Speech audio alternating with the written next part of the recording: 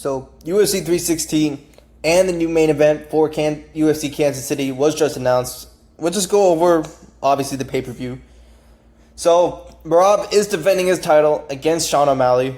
Merab, he's on a roll right now. He's got a 11-fight win streak or 12-fight win streak. I forgot. But I mean, it's definitely a fight. Although I have to be honest, I didn't really want this fight. I thought Jan deserved this fight. And make no mistake, I thought Jan was the number one contender. And it appears to me that the UFC just really wants Sean O'Malley as a main event for this fight. He does bring in some money, and he does have some fans. And he was a former champ with a title defense. They probably would give it to him compared to Peter Yan. And also, who else is there to fight? It's really just rematches, so why not give the rematch that will generate more money? I don't like this fight. The reason why I don't like this fight is because Sean O'Malley is getting a title shot rematch when he has done nothing in the past 9 months to justify a rematch. When Peter Yan lost split decision to Aljamain Sterling, he's been fighting title eliminators, and he's never been able to get a title shot since. And Sean O'Malley, it wasn't really a close fight. I had a 49-46 Merab, and the only round I had Sean O'Malley really winning was round 1. And that was pretty much it. Round 5, I can see why people gave it to Sean and make it 48-47, but I thought round 1 was Sean O'Malley. I scored it like that. Round 1, Sean O'Malley, and the rest of the rounds went to Merab. But in round 3 as well, Sean O'Malley could also get that as well. It was a competitive fight.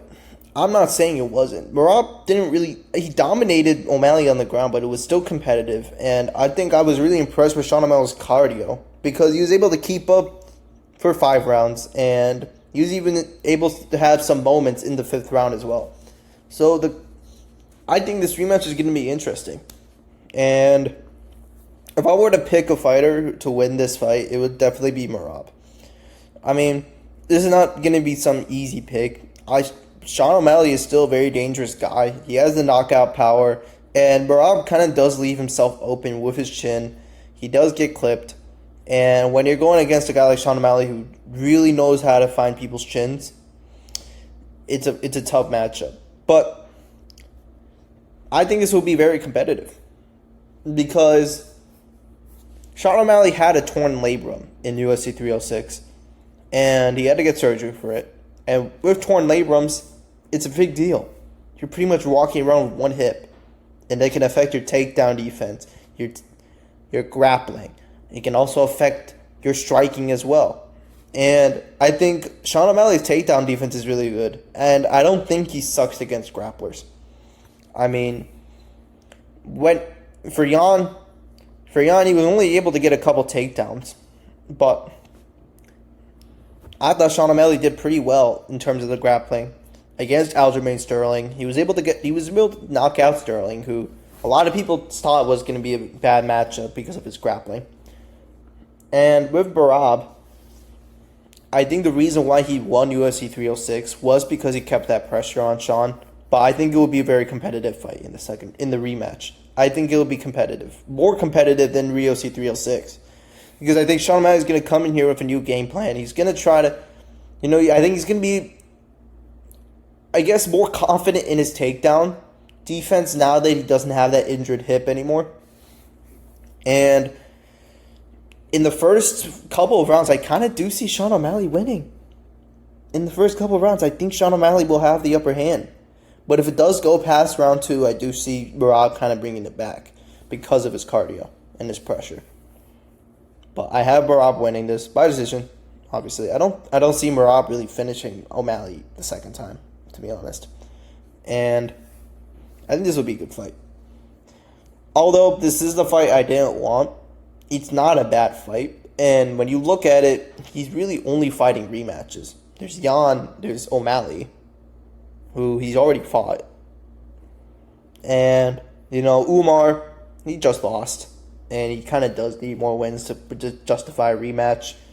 And then there's Corey and Figueiredo, who also just lost to Umar and Jan. And they kind of do need more, justification for a title shot. It's like Merab's kind of cleared the division. So at this point, the fights may not always make sense, but I think this will be a good fight. I think O'Malley has the potential. I think O'Malley does have the tools to give Merab trouble, especially in the striking. I think the reason why Umar wasn't so successful with his striking was because he was focusing more on the fact that Merab's takedown defense. I was saying that Umar did have some takedown threat. He wasn't using the kicks, the teeps. He wasn't using a lot of the head kicks. He wasn't using, these creative strikes he used that. He helps to create distance. He wasn't using that against Merab because he was wary of the takedown. And although in the first 2 rounds he was able to defend some of the takedowns, in the later rounds he wasn't. And I think that happened to Sean O'Malley as well in UFC 306, where he wasn't able to use his kicks. I think he's going to come in here with a different game plan that will focus on using the teep, using distance, and I think it will be a competitive fight. I think this will be a good one. And I don't know why people are complaining. The hype for this fight will be good.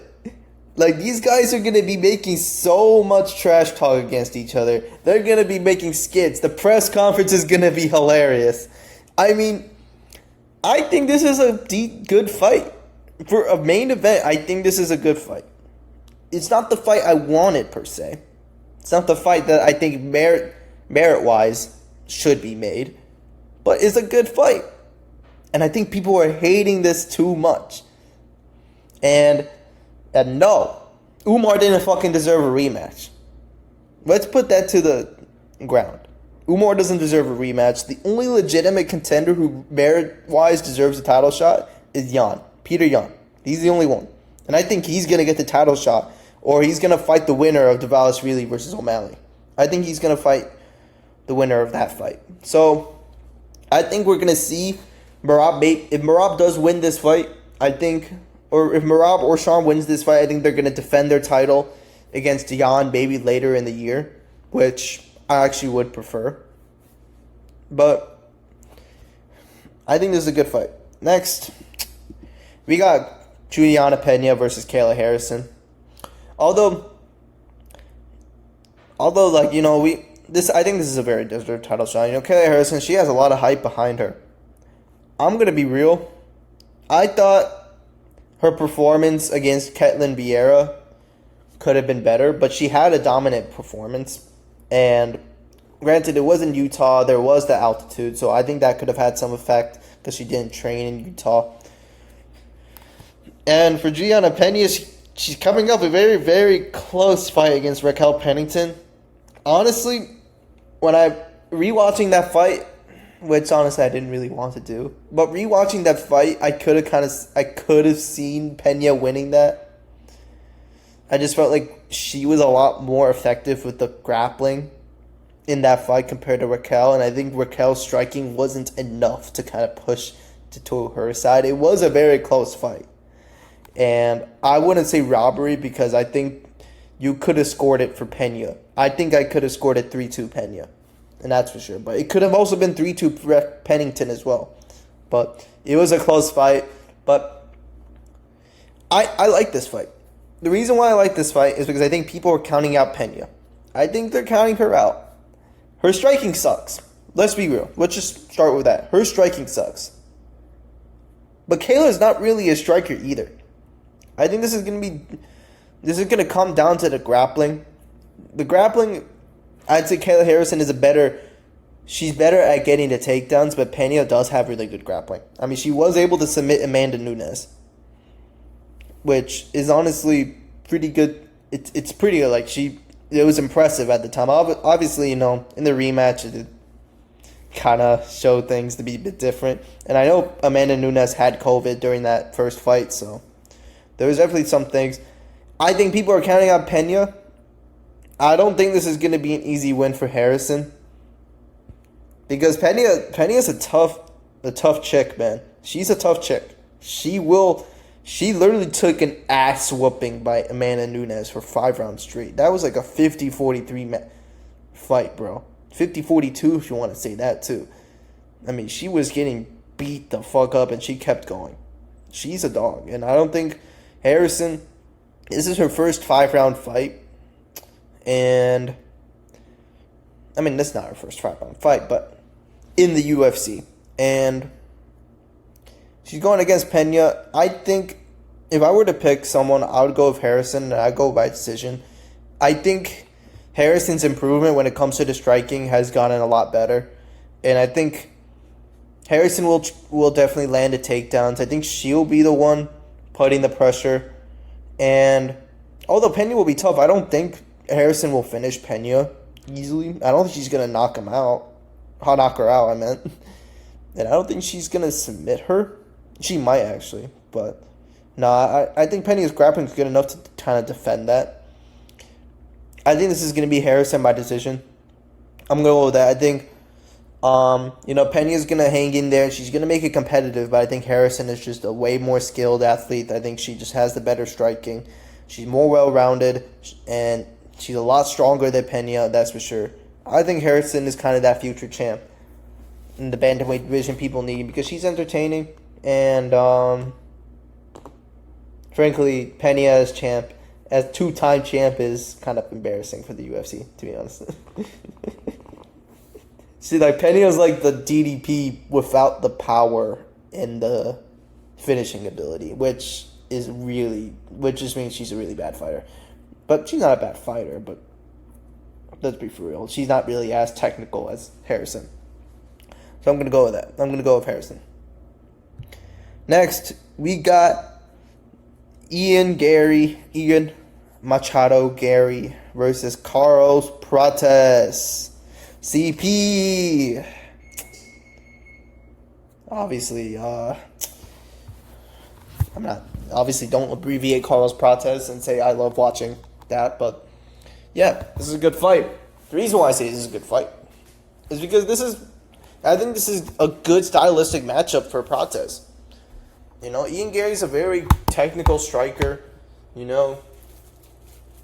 doesn't really impose his will. I think Ian Gary's a better matchup for Prates than Jeff Neal was. I think he's a way easier matchup than Jeff Neal. And frankly, I think Carlos Prates could win this. Ian Gary definitely leaves his chin up a lot, and against a technical striker like Carlos Prates, it's just very tough for me not to see Ian Gary kind of struggle with the power. But Ian Gary is a very technical striker. He had a very good performance against Shavkat, but I think a lot of people use that and then kind of get carried away with it because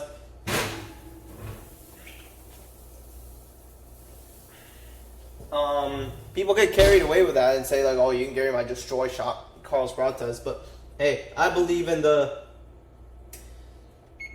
fighting nerds, bro. And one thing's for sure,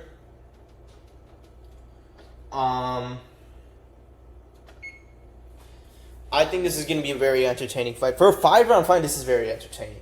I don't think it's just one of those fights where it's like, maybe it doesn't need 5 rounds. Maybe it doesn't. But, man, if there was a good replacement to Khalil Roundtree versus Jamal Hill, this was it. This was the replacement that we needed. And I'm glad this happened. I'm glad we finally are getting a good striker matchup. And Ian Gary will fight anybody, bro. He will fight anybody. I mean, this guy literally fought Shavkat on 2 weeks' notice. And now he's fighting Carlos Prates on pretty much almost like a month notice. Like 4 weeks' notice now. While Carlos Prates already went through a full camp. I mean, Ian Gary will fight anybody. But that short notice thing, it does have me concerned. Carlos Prates has already been preparing for a striker. And Ian Gary doesn't really do good against technical strikers, Jeff Neal, MVP, he had to use a lot of clinching, and he had to use a lot of grappling to even the playing field, because he was getting destroyed on the feet. I think the same thing happens with Carlos Prates. I think Carlos Prates will, hit Ian Gary. I think he will hit him with some really good shots. I think Ian Gary will try to shoot for a takedown and try to grapple with him. So I'm really curious to see how Carlos Prates deals with the grappling. Ian Gary is mainly a striker, but he has good grappling, and he's been training with some highly prolific BJJ specialists like Oliveira and Demian Maia. So I'm really curious to see how is Carlos Prates going to respond to grappling. I think this is going to be a fight where we'll see can Ian Gary hang with the best of the best in the striker realm, And this is a good test for Carlos Prates. I mean, this is actually a higher ranked opponent than Jeff Neal, and this is a guy who beat Jeff Neal, So I'm really interested to see. I'm gonna go Carlos Prates. I'm gonna go with knockout. Reason is the way Ian Gary strikes. He's very reserved, and he leaves his chin up there. MVP was able to get to his chin very easily. He was able to close the distance, and Ian Gary was getting pieced up by Jeff Neal and by MVP. Carlos Prates is a very technical striker. He has a very long reach, and he has good power. And if there is one guy who could chin Ian Gary, it's probably Carlos Prates. So, if this for a 5-round fight, I'd like to see how Carlos Prates deals with the cardio. I don't think Kansas City is going to be that much of a test to his cardio, because it's not really that much above sea level. It's probably 2,000 feet. But I mean, this is a good fight. Ian Gary's a huge step up in opponent compared to Jeff Neal. But I mean, Jeff Neal was also a very huge step up in competition. So I'm very interested to see. I'm going to go with Carlos Prates. I think Carlos Prates is kind of a nightmare matchup because he's very technical. He's very powerful. And I mean, Ian Gary, he was getting beat up by MVP on the feet, bro. So I mean, one way I can see Ian Gary winning this fight is either using the leg kicks and just kind of having that Izzy kind of fighting style where he just uses the leg kicks, keeps his distance, does enough on the scorecards to kind of swing some rounds to him, win on decision, and maybe mix in some grappling, mix in some takedowns, make Carl's aware of that. And I can see that as a win for Ian Gary. But right now I'm going to go with Carlos Prates. But this is a close fight, and I might change my opinion. So we'll see about that. Anyways, that's all I'm going to review, because that's all the announcements. No Tom Aspinall fight, nothing like that. Obviously there isn't. John's fucking docking him. But Dana White gave some solid news. Yippee. But I was kind of expecting more. But I don't care. I think these are good fights, and I can't wait. I can't wait for the Ian Gary Carlos Prates fight. That's going to be a banger. But for now, I'll see you in the next one. Bye.